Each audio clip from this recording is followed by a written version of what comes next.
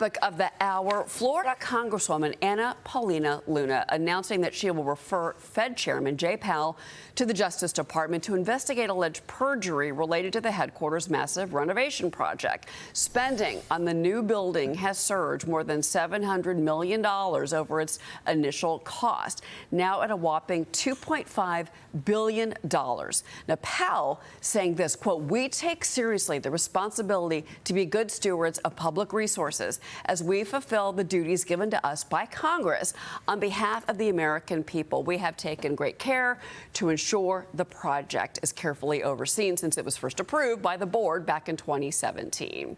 Adding, quote, here's another one, "Both buildings were in need of significant structural repairs and other updates to make the building safe, healthy, and effective places to work." FHFA Director Bill Pulte is saying he knows two more in Congress who are also planning to refer the Fed chair to the DOJ. Todd Pyro, your lawyer, had on for a moment here because this renovation project, we've talked about this on your program, about this argument between President Trump and Fed Chairman Jay Powell. And basically, it's the cause.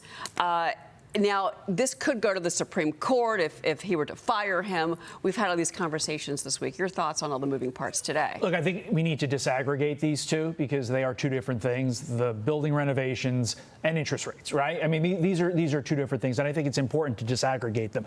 On the renovations, I am no building renovation expert, but to the extent that there is some sense that there is some potential alleged, accused impropriety, we have so many resources in Washington to investigate this stuff. Let's investigate. Let's make sure that it is on the up and up. And if it's not, then we proceed going forward. You know, with regard to he's not dropping interest rates, the left saying this is the reason that they're bringing up these renovations.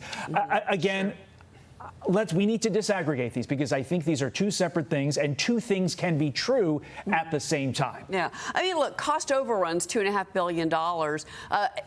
In a world where the American public, John, has said they want a more fiscally responsible U.S. government, $2.5 billion doesn't look good. The bigger story here, I think, is the credibility of Jerome Powell, because even though he's out of office, he is out of there in May of next year, his credibility has been really kind of put into the spotlight. Of course, he lost a lot of credibility by being late to respond to the run-up in price inflation we had back in the Biden years.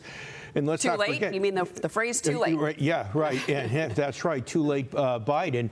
And, you know, this also brings into mind the fact that he's very critical of the tariff policy of Donald Trump, implicitly critical at least, while at the same time he turned a blind eye to this massive buildup of the budget deficit, this ballooning of the budget deficit under Biden, that it's done a lot of damage to the U.S. economy. Yeah, well, and certainly the U.S. economy is, as Todd and I were just talking on his program a few moments ago, actually doing very well despite that lack of interest rate cuts from Jerome Powell. But I wanted to go. Sure, if I could just add, but all the stuff that John just mentioned, that in Washington world doesn't rise to the level of for cause to get rid of somebody.